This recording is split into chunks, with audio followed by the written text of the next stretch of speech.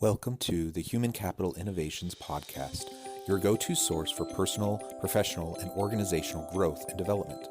We hope you tune in often for all things people management, organizational development and change, organizational leadership, and social impact related. Maximize your personal and organizational potential with Human Capital Innovations Podcast.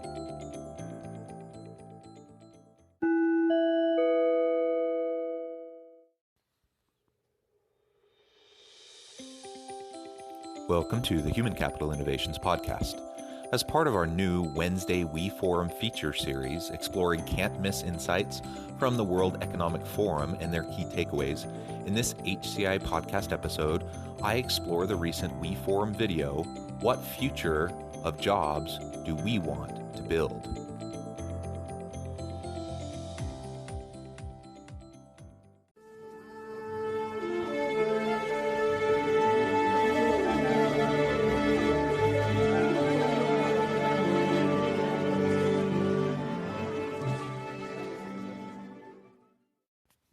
Thank you for joining me for this episode of the Human Capital Innovations Podcast. Today, our episode, part of the Wednesday We Forum feature series, will be exploring the recent video, What Future of Jobs Do We Want to Build? After years of growing income inequality, concerns about technology-driven displacements of jobs, and rising societal discord globally, the combined health and economic shocks of 2020 have put economies into freefall, disrupting labor markets, and fully revealed the inadequacies of our social contracts. As we emerge from the crisis, we can proactively shape more inclusive, fair, and sustainable economies, organizations, societies, and workplaces. To do so, we must mobilize the best of human capabilities, technologies, innovative policies, and market forces in service of this new vision. The World Economic Forum's Job Reset Summit is serving as a key milestone in supporting such mobilization, working closely with partners around the world. Thanks for joining me for this episode, and I'll catch you on the flip side of this first clip. Right now we're facing a crisis of international proportion. It's a healthcare crisis, but it's also an economic crisis. It's going to have long-term impact for us. And we're going to see that the biggest impact is actually going to be acceleration of inequality. The systematic way that we have been built is not holding up. The foundation is cracking. Our duties remain the same. The fact that we should not leave anybody behind again. The world is in crisis.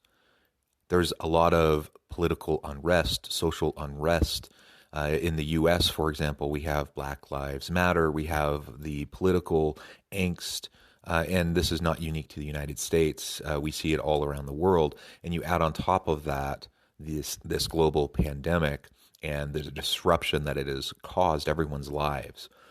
In terms of not only the health outcomes, but the isolation, the mental health challenges, the employment challenges, the economic challenges. There's just so much that people are dealing with right now, and it is difficult. So the question becomes, now that we can see these cracks that have been forming in our social systems, in our geopolitical and socioeconomic systems, now that we can see these due to, in part, being highlighted by the pandemic, what do we do moving forward? What needs to change? How can we make this so that it's a more equitable experience, that people around the world have opportunity, and that we create an environment where everyone has a chance to live a successful life? That everyone, whether it be in their personal lives or in the workplace, they don't have to worry about discrimination, but rather we can create inclusive and diverse communities that thrive, both in our communities outside of work and in the workplace. Many organizations have seen what the impact is of a sudden crisis and how we're able to better navigate this crisis today with the help of technology. And that means the reskilling and upskilling of your own workforce. Jobs of tomorrow are technologically enabled, but also extremely human-centered. It's in the ability to work with technology easily. On the other hand, with this new way of working and especially remote work, we see that there is a huge need of emotional intelligence. We have really to invest a lot in people to guarantee their jobs, but also to allow them the mobility they need on an ever-changing labor market. Because of these global shifts that we see happening, again, highlighted by the pandemic, but many of these shifts have been in process really for a long time due to technological disruptions. So because of these shifts, it's more important than ever that organizations take seriously their role in reskilling and upskilling their people and recognizing what those skills, competencies, and capabilities are that will drive the future of work, that will drive successful organizations and inclusive and diverse organizations into the future. So if we recognize the need to disrupt insufficient social and economic systems that have been leaving people behind, and we realize that through employment, that's one of the greatest ways to provide opportunity for social and economic mobility, that we can invest in our people, see them as the valuable human capital that they are, and put in place plans to reskill and upskill with things like emotional intelligence, creative thinking, decision making, ethical competencies, in addition to any of the technical types of expertise that they need to be able to have to interface successfully with these new disruptive technologies. These are the types of issues that organizations need to be facing.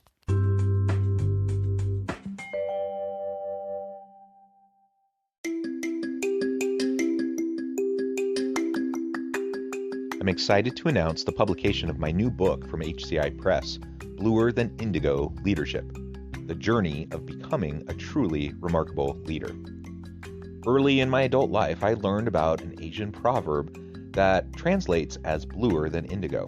If you think about the color indigo, it is a brilliant, deep, and vibrant blue, what some would call the bluest of blues. To have something that is bluer than indigo is rare and truly remarkable.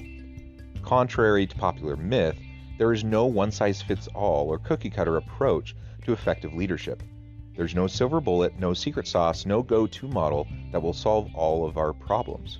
The truth is, great leaders have all had their unique strengths and flaws, and have all had to discover and then pave their own distinctive path in their life's journey to fulfill their leadership potential.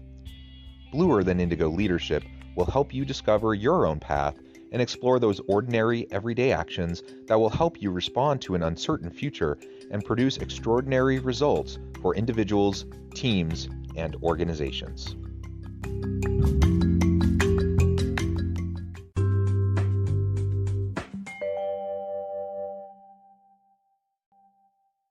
Eight out of 10 of the young people who are in low and middle income countries are going to have to be entrepreneurs. They're going to have to make jobs for themselves. Having creative curriculums and teaching creativity is enabling your learners to have transferable skills, resilience, mastery, collaboration, asking questions, why, how, when. This is what they need in order to thrive in any profession which they choose. 8 out of 10 may need to be entrepreneurs and create their own work opportunities. That is an incredible number. And so it speaks to the need for creativity and innovation and for personal drive and for people to be able to create these networks. And as we were talking about earlier, because of these social inequalities that just seem to be continually expanding, think about what that might mean for these individuals across the world where 8 and 10 may have to be their own boss. They may have to come up with their own opportunities for work. Chances are that can lead to greater levels of social inequality and economic inequality. So we need to think through that very carefully from a societal standpoint, from a public policy standpoint. And so one of the things that was mentioned is about education. What does education need to look like in the future of work as we try to prepare students with the skills needed for tomorrow? And what they need, now certainly specific knowledge, skills, and abilities within a particular profession, particular skill sets are important, but they need transferable skills. They need creativity, ethical decision making. They need problem solving skills. They need communication skills. They need all of these skills that aren't necessarily discipline specific. They aren't job specific, but they're transferable types of skills that aren't easily replaceable by machines, by algorithms. And it's these skills that will allow them to have success either in a more traditional job, corporate type of setting, or as entrepreneurs as they're trying to find a need in the market and fulfill that need to provide employment for themselves and to provide the essentials for their family.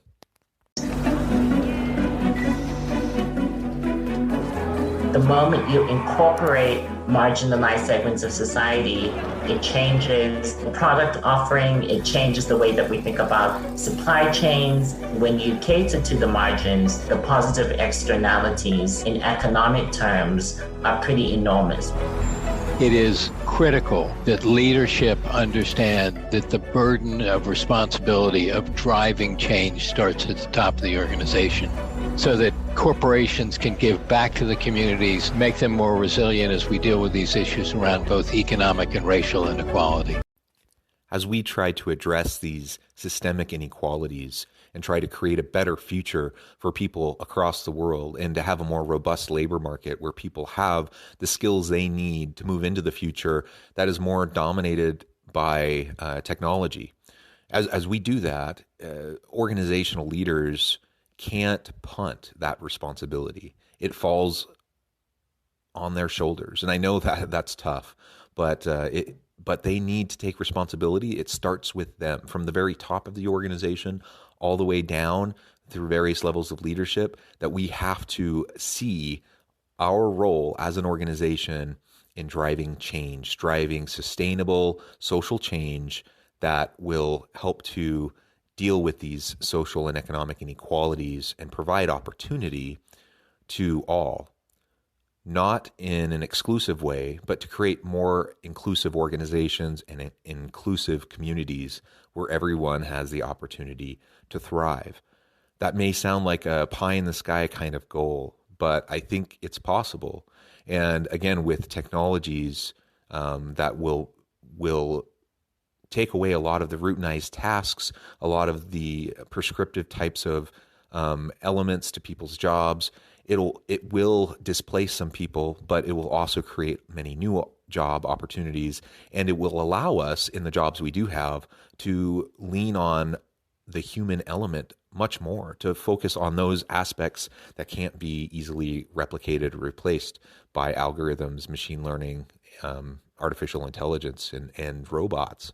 That is a huge benefit. And frankly, that's the kind of future of work I want to be a part of. I want to do work that is invigorating, empowering, and the stuff that, I put up with now, it's kind of thrilling to think about, in 10 years, maybe I can be done with some of those more menial tasks because technology can take care of it.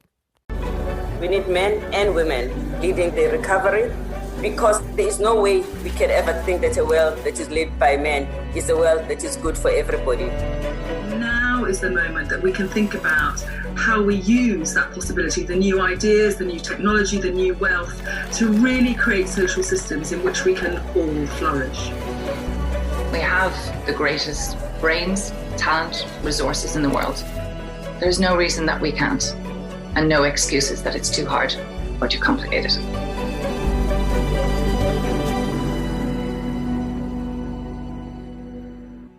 It is hard, it is complicated, but it's not too much so. We can do this. We are up to the challenge. And as was said at the very beginning of that clip, it can't just be white men, right? We need to involve people from all types of backgrounds. This has to be solutions driven by our communities, by our leaders, with representation from across the board, men and women, across racial and ethnic lines, in every other type of diversity that can help us make sure that everyone is represented and has a seat at the table in mapping out a future and then working towards it. We can address these systemic inequalities. That is within our power. We can, through our organizations, we can through work and through re-skilling the labor market, we can provide opportunity for people, and it is possible. But leaders need to take on that responsibility. We need to roll up our sleeves and we need to get to work. The pandemic has thrust us into this future even faster and accelerated us into it even faster than previously we thought. But this is an opportunity. It's an opportunity for us to look at what the pandemic has highlighted in terms of systemic failures, address those, and then move forward for a more positive future. Thank you for joining me for this episode of the Human Capital Innovations Podcast. As always, I hope you stay healthy and safe, that you can find meaning and purpose at work each and every day, and I hope you have a great week.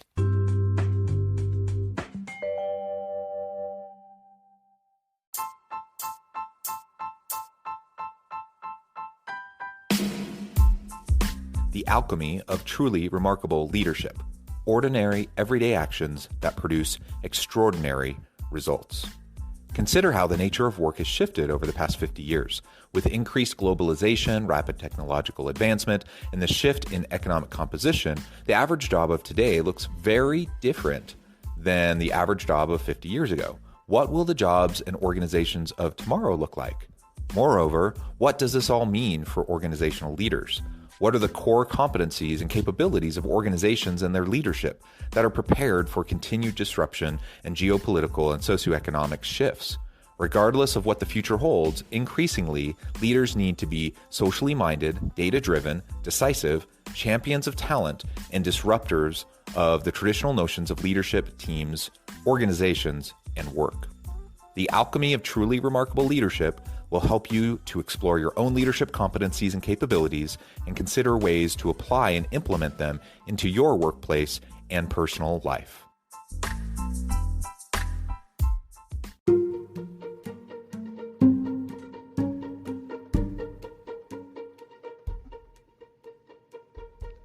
Check out Human Capital Innovations magazine, Human Capital Leadership. Human Capital Leadership is a free, interactive e-magazine with the mission to help individuals, leaders, and organizations find innovative approaches to maximize their human capital potential. We publish issues quarterly in August, November, February, and May. Take a look at the latest issue and let us know what you think.